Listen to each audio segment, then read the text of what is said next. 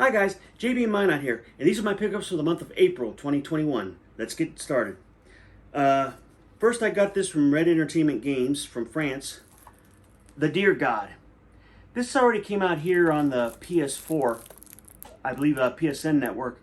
It's basically a platformer. You're this reincarnated hunter who's been reincarnated into a deer, and for the Deer God you have to do all kinds of tasks for him. It's a platformer, but from what I understand, it's a relatively easy platformer, and it's basically kind of a chill game. I guess that it's known for its beauty and the graphics. From what I've seen, the graphics do look good. I can't vouch for the gameplay though. But this is my latest PS Vita game. That brings my PS Vita collection up to 202. Now, a game that I added to my PSP collection I got from Goodwill online from Amazon.com. SWAT, Target Liberty. You're basically a SWAT team. You're a leader of a SWAT team, and it's kind of sort of real-time stuff. And what you do is you direct your units to you clear out various rooms, various areas for the police, and it's kind of like a tactical RPG type, but not quite an RPG. You give orders to real-time orders to other SWAT team members and whatnot. It comes with the game and the manual. The game itself is in my PSP as we speak. It's kind of a low-key, kind of like those SOCOM games. That brings my PSP collection up to 464. Okay, now for a couple of DS games. Daniel X, The Ultimate Power. This is a game based off of some books by James Patterson, who I think is kind of a hack. But, in fact, you know, it comes with this and the... It's kind of a low-key Metroidvania type, but not quite. You're battling aliens, and you're getting up certain power-ups and whatnot. But it's basically a beat 'em up. It's what it's pretty fun so far, but it's really low key. And My Farm Around the World, a farming simulator game from THQ, a cutesy one. This one also has the manual, and that brings my Nintendo DS games up to 768. Now for my Switch games.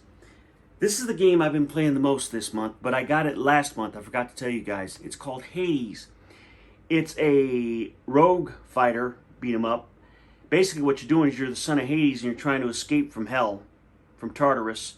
And it features all kinds of characters from the Greek mythology. Zeus, Hera, Athena, Apollo sometimes. I don't think I've seen Apollo yet, but I've seen Ares and Demetrius and all that stuff. It's got a code for the soundtrack, which is a pretty good soundtrack if you're into that. It's got a picture book with all the gods in it and all the characters who are in the book or in the game. It's a good looking game. Oh, maybe it does have Achilles. Maybe I just didn't notice. I didn't notice. Anyway, oh, it does have Achilles. I'm talking Apollo. Yeah, I don't recall whether or not it has Apollo. I don't recall ever seeing him, but what I really like about this game is that it's not so damn hard that you can't beat it. I've already beaten it several times. The thing is, beating it once isn't enough. Okay, you have to beat it several times to get to all the secrets of the game itself. And I've beaten it several times, but I still have several secrets to find out. It's a really, really good game. Really fun game. If you like beat-em-ups, and if you like rogue dungeon crawlers, it's a pretty good game. It's a blast to play. I think one of the big gaming conventions gave it Game of the Year, if I'm not mistaken. I can't remember who. My Universe School Teacher. Right there. It's a cutesy little game. I got this because it implied that there were mini games on here. And there are mini games, but they're kind of simplistic mini games. It's kind of repetitive. I don't know if it gets better once you go through different grades, but it's okay for what it is. Trails of Cold Steel 4. Actually, The Legend of Heroes: Trails of Cold Steel 4. I'm still playing Cold Steel 3, so here's another game that I got last month, but forgot to tell you. Bladed Fury. It comes with the download code for soundtrack. And this is basically a Muramasa type game. It's got graphics just like Muramasa. And you're basically this girl trying to clear your name after her father was killed, I believe. And you can branch off to different areas and it's a beat 'em up, basic beat 'em up with different moves. And it's a very fun game, very beautiful game. If you like Muramasa, you will love this game. You'll miss out if you don't get it, if you really like Muramasa. Also, other games such as that matter. Crypt of the Necrodancer. And it's got that. And it also comes with what appears to be a little CD, a mini CD, because there's a DLC on there called Amplified. I don't quite know what that means. But Crypt of the Necrodancer, you're basically moving according to the beat. You don't want to miss the beat too much or you'll die. And you're beating up enemies according to the beat. You have to predict their beats. And it comes with a little mini manual right here. And a character poster, sort of. Okay. Poison Control. This game comes with what appears to be a mini art book, which I haven't opened yet.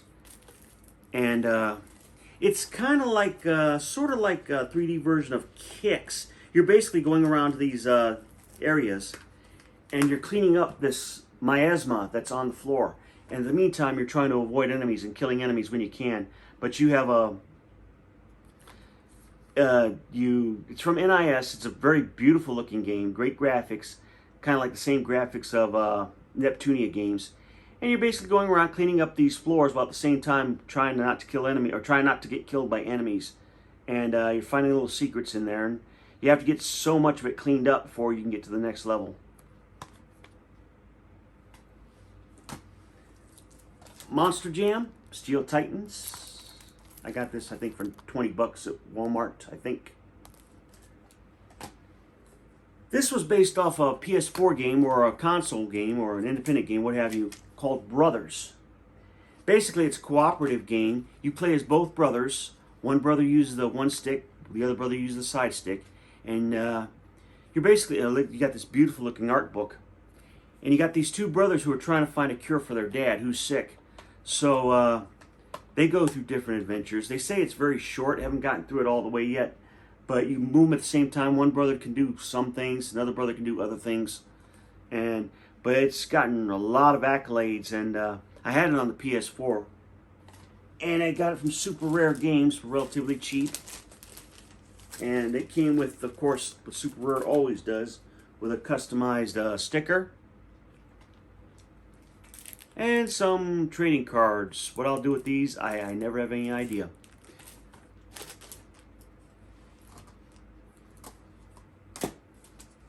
Okay, I got this yesterday.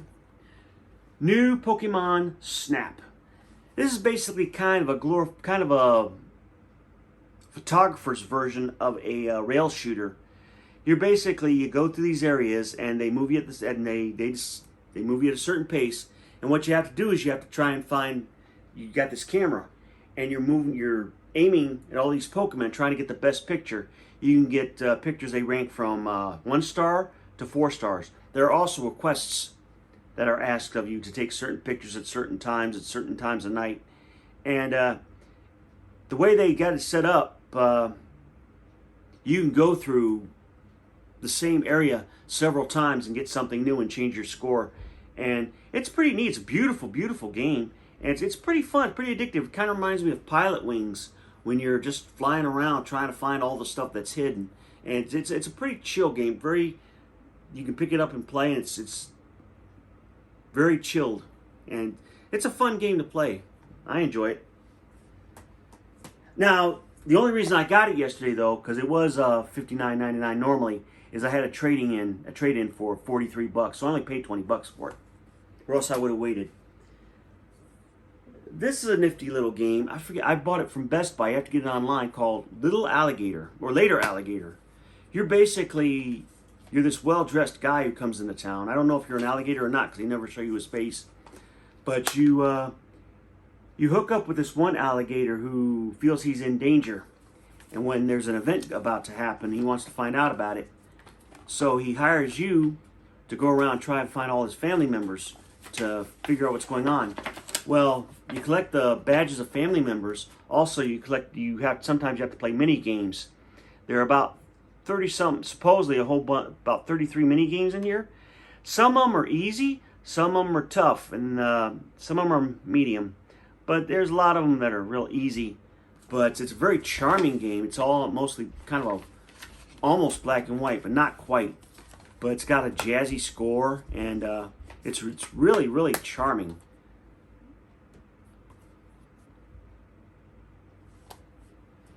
And last but not least, Archetype Final 2. It comes with the game, and it comes with, here's the game. It comes with an art book, and it comes with a soundtrack.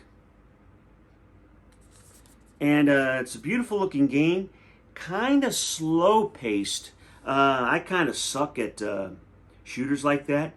They've got 5 different modes. I think they got 5 different difficulty modes, including a practice mode and a kids mode, which is what I play, because I really suck at shooters like that. I never do much good at them.